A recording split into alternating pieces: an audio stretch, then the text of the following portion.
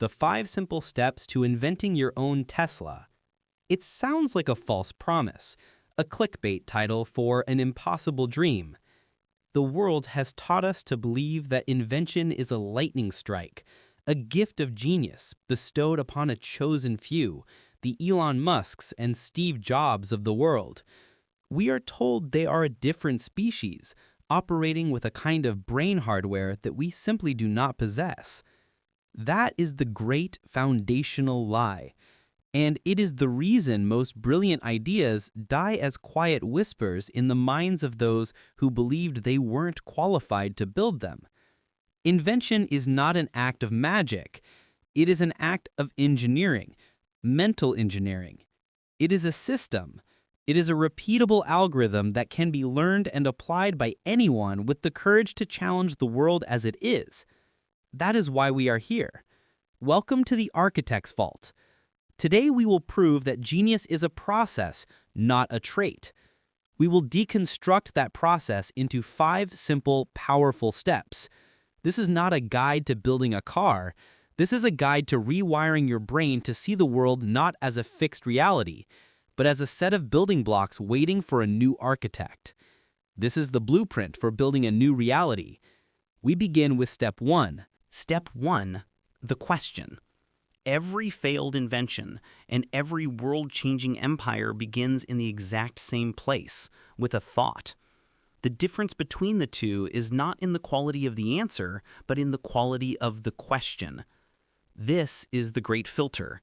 It is the invisible gate where 99% of brilliant ideas go to die, not because they are flawed, but because they are answers to the wrong question. The amateur inventor, the dreamer, starts by hunting for an idea. They sit in a room and try to brainstorm a cool product, a clever app, a new service. Their mind immediately races forward, designing features, imagining success, building a castle in the sky. This is a fatal error. To start with an idea is to build a key and then run around looking for a lock that it might, by chance, fit. The architect, the alchemist, the Elon Musk, begins in the opposite direction. They do not hunt for ideas, they hunt for problems. But not just any problem. They are searching for a very specific and very rare type of problem. They are looking for a problem that is so big, so old, and so deeply embedded in the fabric of our lives that we no longer see it as a problem at all. We see it as a permanent feature of reality. It is a problem disguised as the way things are. The question the amateur asks is, how can we make this better? This is the question that leads to a slightly faster horse, a slightly more fuel-efficient car, a candle that drips a little less. It is the question of incremental improvement, forever trapped within the existing system. The architect asks a far more powerful and dangerous question. They look at the same situation and ask, why do we do this at all?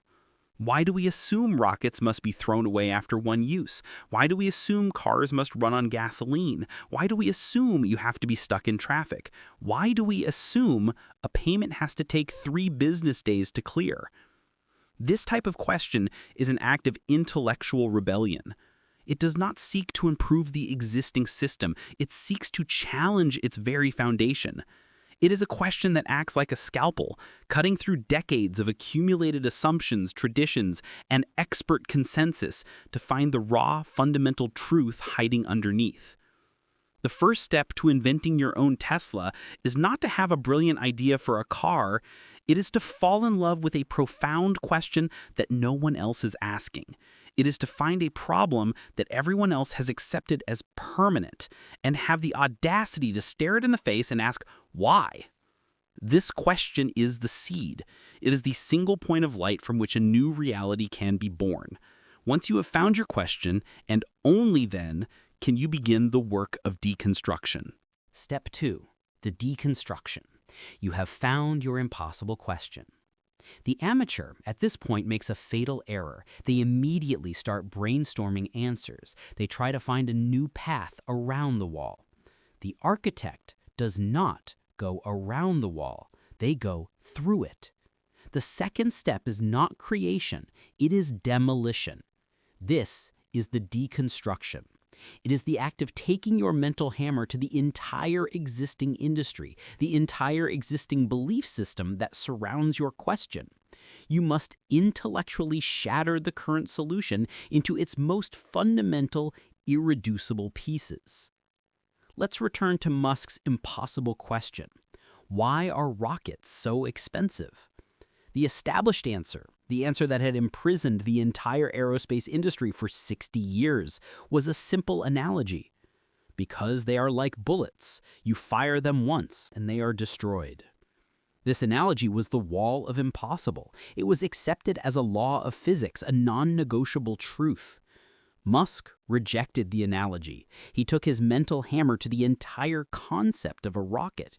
He refused to see it as a single monolithic object. He asked, what is it truly made of? He smashed it into its constituent parts. A nose cone, a large fuel tank, which is essentially a specialized metal cylinder, the fuel itself, kerosene and liquid oxygen, and at the bottom, the Merlin engines, the most complex, intricate, and mind-bogglingly expensive part of the entire machine. This is the act of deconstruction. It's the refusal to see the whole and the obsessive focus on the parts. He was no longer looking at a rocket. He was looking at a pile of aluminum alloys, some wiring, a fuel source, and a collection of perfectly engineered engines. This process forces you to ask the next crucial question that analogy always hides. What does each part actually cost? And this is where the entire illusion shatters. The cost of the fuel was only about 0.3% of the total price of launching the rocket. The cost of the metal structure, the tanks, also a small percentage. The overwhelming majority of the $60 million price tag was concentrated in the engines and the complex avionics that were being unceremoniously dumped into the ocean after every single launch. The deconstruction revealed the brutal, almost comical truth. The industry wasn't just throwing away the bullet casing, they were throwing away the diamond-encrusted, perfectly engineered rifle along with it, and then building a brand new rifle for the next shot. By shattering the problem, the true nature of the insanity was revealed. The old, vague, and impossible problem was, how do you make expensive rockets cheaper?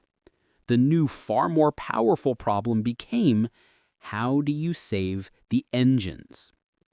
That is the power of this step. You are not just breaking things apart. You are finding the true, hidden source of the problem. You are clearing away the fog of 100 assumptions to reveal the single critical point of leverage that no one else has seen. Step 3. The atomic truth. You have taken the hammer to the wall of impossible. You stand in a field of the deconstructed parts of your problem. This is where the amateur sees only chaos, but the architect sees pure clarity. Because not all parts are created equal. The work of the genius is to sift through this rubble and find the one component that holds the most leverage, the most value, the most absurd and overlooked potential. This is the search for the atomic truth, the single irreducible fact that the entire impossible problem actually hinges on. When Elon Musk mentally shattered the $60 million rocket, he was left with a pile of parts: aluminum cylinders, fuel, wiring, and the Merlin engines. He then performed the crucial act of valuation. The fuel? About $200,000, a tiny fraction of the cost. The metal structure? The tanks? Also a small percentage. The engines and complex avionics, these accounted for the vast, overwhelming majority of the cost. This was it. The nugget of pure gold in the river of rubble. The atomic truth. The entire impossible problem of expensive spaceflight wasn't about the rocket at all. It was about the engines. The industry was treating a multi-million-dollar, perfectly engineered masterpiece of machinery like a disposable paper cup. This single, glaring truth changes everything. It reframes the entire problem. The old, impossible question was, how do you make a $60 million rocket cheaper? The answers were incremental: use slightly cheaper materials, find a slightly more efficient fuel. This was the prison of analogy. The new, far more powerful question, born from the atomic truth, was, how do you stop throwing away the engines? Do you see the profound shift? The problem is no longer a vague, complex beast. It has become a specific, focused, and brutally simple engineering challenge. The fog of 100 assumptions has been burned away, revealing a single, shining point of leverage. This is the goal of deconstruction. It is not just to break things apart. It is to find the one piece that matters more than all the others. It is to find the atomic truth that allows you to reframe an impossible problem into a solvable one. Finding this truth is the moment of pure creation. It is the discovery of the master key. Now, with this key in hand, you can finally begin the work of drawing a new blueprint. Step 4. The new blueprint. You have found your atomic truth. This is the moment that separates the architect from the tinkerer. The tinkerer, the person still haunted by the ghost of analogy, takes their profound new insight and immediately tries to jam it back into the old machine. They try to improve the existing blueprint, to make an incremental change. The architect does something far more powerful. They take the old blueprint and they burn it.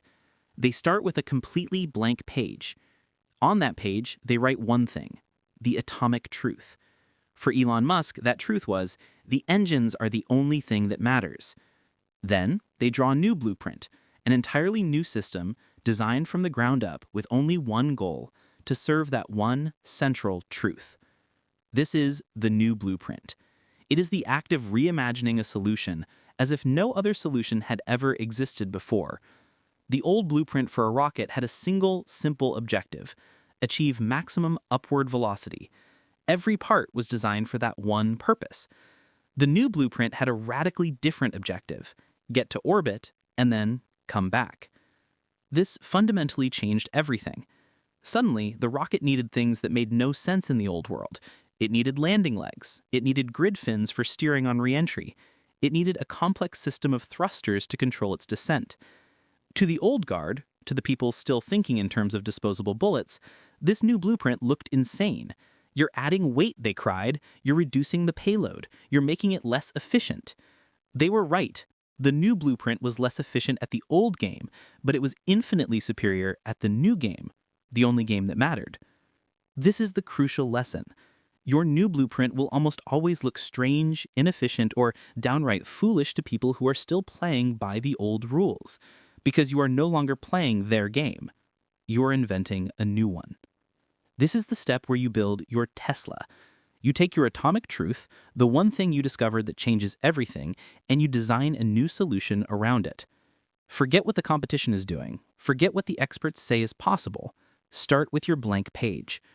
What is the most direct, most elegant, and most powerful solution if you are building it from scratch today, armed only with your core insight? The new blueprint is the first tangible form of your invention. It is the bridge between a world-changing idea and a world-changing reality. It is the architectural drawing for the empire you are about to build. And once the blueprint is complete, there is only one step left. Step 5. The engine of creation. You have done the impossible. You have asked the forbidden question. You have shattered the old reality, discovered its atomic truth, and drawn a new blueprint for a better world. At this moment, you are standing at the same precipice as every great inventor in history. You hold in your mind a perfect, elegant, and revolutionary design.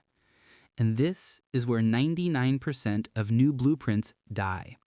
They are framed and hung on a wall. They are talked about at dinner parties. They become a beautiful, tragic monument to what could have been. A blueprint, no matter how brilliant, is just a ghost. It is a dream on a piece of paper. To give it flesh, to make it real, to force it into the world of physics and atoms requires the final and most demanding step. You must build the engine. The engine of creation is the bridge between the world of ideas and the world of reality. It is the relentless, churning, and often brutal machine that transforms a blueprint into an empire. And this engine is fueled by a single, terrifying and liberating principle: the embrace of spectacular failure. Look at the history of SpaceX. The old world of aerospace, NASA, operated on a principle of perfection. They would spend a decade designing, simulating, and testing, all to prevent a single public failure. Elon Musk's SpaceX did the opposite. They built an engine of creation that ran on a rapid, iterative feedback loop. The loop was simple: build, launch, fail, analyze, repeat. The early Starship prototypes were a masterclass in this philosophy. They would rise magnificently from the launch pad, perform a complex maneuver, and then gloriously, spectacularly explode. The world saw a failure. The architect saw a triumph. Why? Because each failure was not an accident. It was a high-speed data collection event. The explosion was not the end of the story, it was the beginning of the next chapter's lesson. This is the engine. The speed of this loop from build to launch to explosion to lesson is the clock speed of your genius. While the dreamer is polishing their perfect blueprint, terrified to begin because it might not work, the architect is already on their third, fourth, fifth iteration. They know that failure is not the opposite of success. It is the fuel for success. It is the highest bandwidth data you can possibly acquire. This is the final step. Your blueprint is your map, but the engine of creation is the relentless, unstoppable force that will actually carry you to the destination. It is the commitment to action. It is the courage to see your first beautiful creation fail and to have the wisdom to smile, pick up the data, and say, "Good. Now I know how to build the next one better." Your Tesla will not be born perfect from your mind. It will be forged in the fire of 1,000 failures. The final secret of the inventor is that they are not the one who has the best ideas. They are the one who is willing to fail the most, the fastest, and the most intelligently. The final secret of the inventor is that they are not the one who has the best ideas. They are the one who is willing to fail the most, the fastest, and the most intelligently.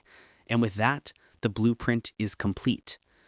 We have journeyed from the impossible question to the brutal deconstruction to the single shining atomic truth. We have drawn the new blueprint, and we have ignited the engine of creation. This 5-step algorithm is the great secret. It is the repeatable system that the world mistakes for a lightning strike of genius. It is not a gift of genetics. It is a tool, and it is now yours. The world is divided into 2 types of people: those who look at the way things are and ask why, and those who dream of things that never were and ask why not. The difference between them is not the quality of their dream. It is the quality of their engine. Thank you for joining us inside CapitalSanctum. To continue mastering the mental tools of the world's greatest builders and architects, subscribe to CapitalSanctum and join the circle of those who do not just observe reality, but create it.